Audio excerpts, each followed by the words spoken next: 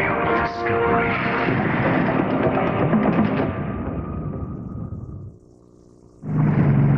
I've been awake half the night thinking about the traps, and at first light, Terry and I go to check them out. The first one was empty, but the other one looks promising.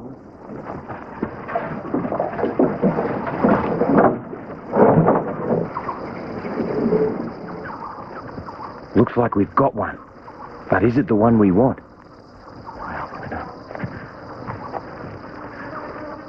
This is a beautiful little female. She'd only be around 8.5 feet, just maybe a bit more. It's very important that we get her out of the trap and release her straight away so we don't intimidate our big male that we're after. Isn't she gorgeous?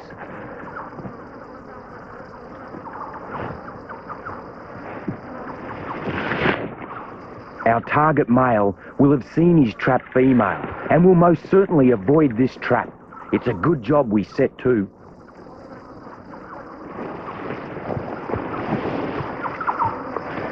I'm just going to see if I can drag her out, babe, so get ready to move out of her way.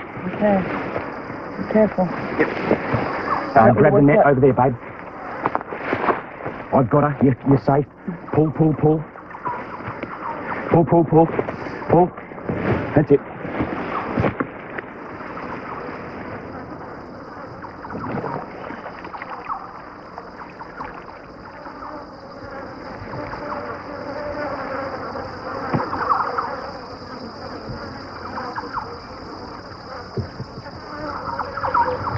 Didn't have an aggressive streak in her whole body. Beautiful young female. Absolutely gorgeous. Let's reset the trap. The female we caught probably hadn't started nesting yet. It's still early in the season. Once a female does lay, she digs herself a wallow and sticks pretty close by to carry out repairs to the nest and protect the eggs from predators. She gapes, keeping herself cool.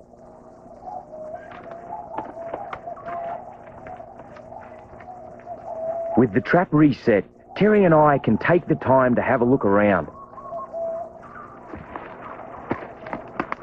Looks like another crocodile nest up ahead. Wow, what a little beauty. Oh! Oh! I should have been a bit more alert. Now, this is a protecting female. Isn't this beautiful? She must have laid her eggs last night, and when the female's laid her eggs, her maternal instincts click in, and she's come up. Whammo, get away from my eggs, get away from my potential baby. I'm going to do just that. You're all right, you're all right.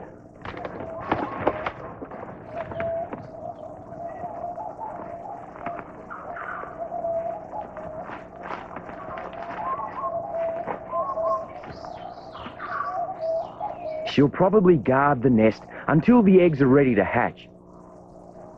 But it's a long job, and not all mothers are so dedicated. Nobody goes hungry around the waterhole. It's such a rich source of food. These rock pools at the far end are teeming with life. During the dry, these permanent pools are refuge to a myriad of wildlife, including freshies. Have a look at this.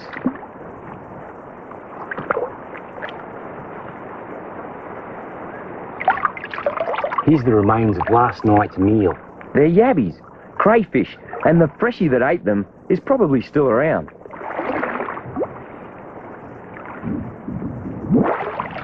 There's one under here.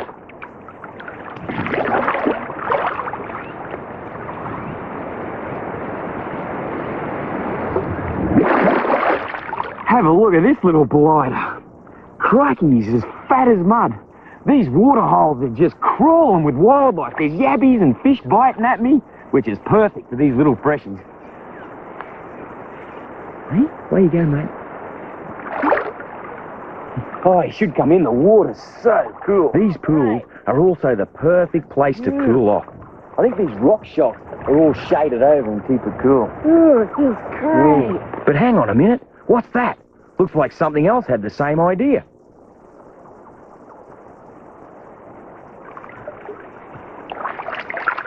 It's a sand goanna, another real ancient reptile, and another predator of croc eggs.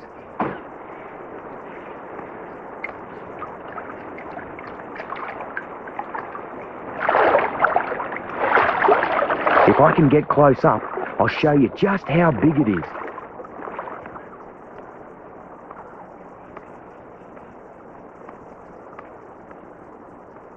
It's about 5 foot long, one of the largest lizards in Australia.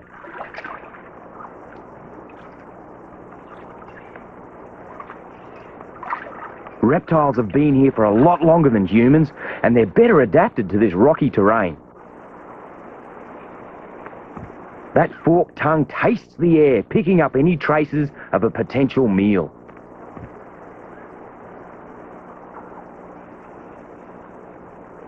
Or a potential problem.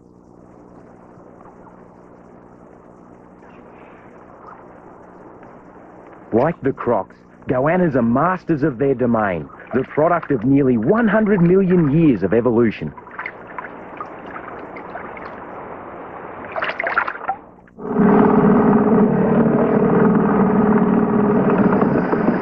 As we get closer, we can see there's a croc in the net.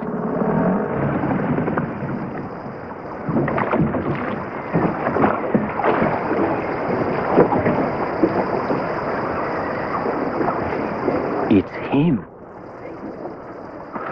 First job, get a top jaw rope on. I'll just utilise a stick. That way when he crunches down on it, it'll break and it won't hurt the crocodile. I've got to try and feed it in between his jaws. The top jaw rope's vital for getting control over this huge animal. Nothing big. Yeah. It's a very intense moment. The chance to try something nobody's ever tried before. Normally, nuisance crocs are shot, locked up, or relocated to a more remote area. Even that doesn't work. Crocs have superb homing instincts and will travel hundreds of miles back to their own territory. But if my hunch about being able to change their behaviour is right, we'll be able to leave them safely where they are, and that's good news for humans and for crocs. Of course, he doesn't know that, and right now, he's got his jaws wide open in the attack position. He's gonna go, I think. Here we go. You're all right, mate.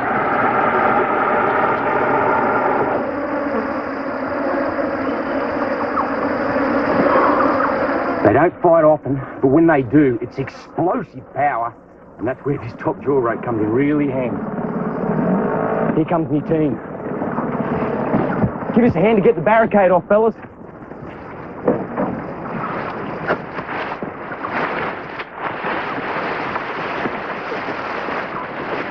Barry's brought reinforcements. The more muscle power, the better.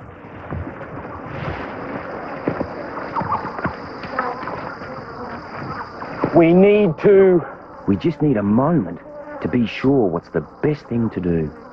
We were going to build an enclosure to hold our croc overnight, but looking at him now, he's just too big. What I think we'll do, mate, is... The most important thing is to cause him as little stress as possible.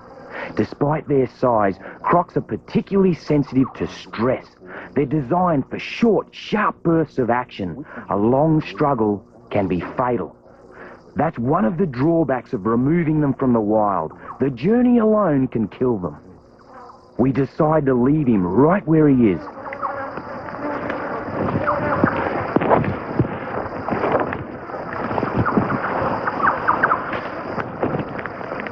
The other thing we don't want to do is sedate him. That's another good way to kill a croc. It puts his system under too much strain.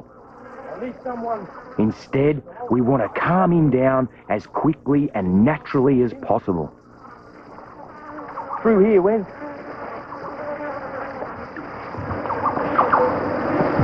Okay, now, make sure you can clear it and just let it drop if I say. It's gonna go. Here he goes. Put the weight on, that's it, hold him. We got him.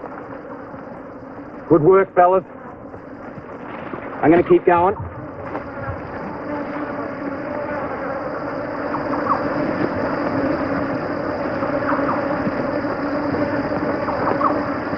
That's one flat pig. Okay, I'm happy. Let him down, Doug.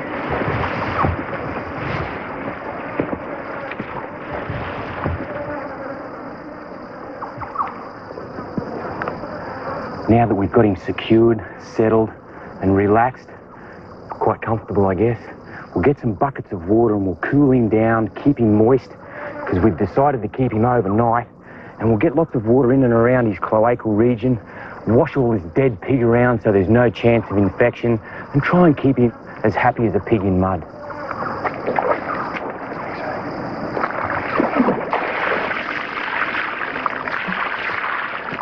It's vital to keep his skin well watered. It's tough, but it can still dry out and crack.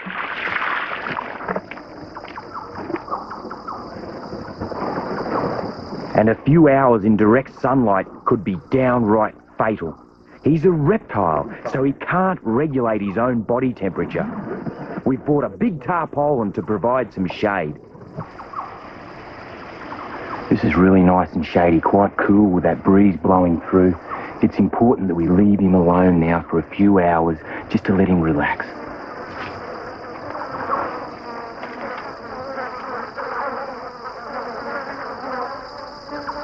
Terry stays behind to keep an eye on him.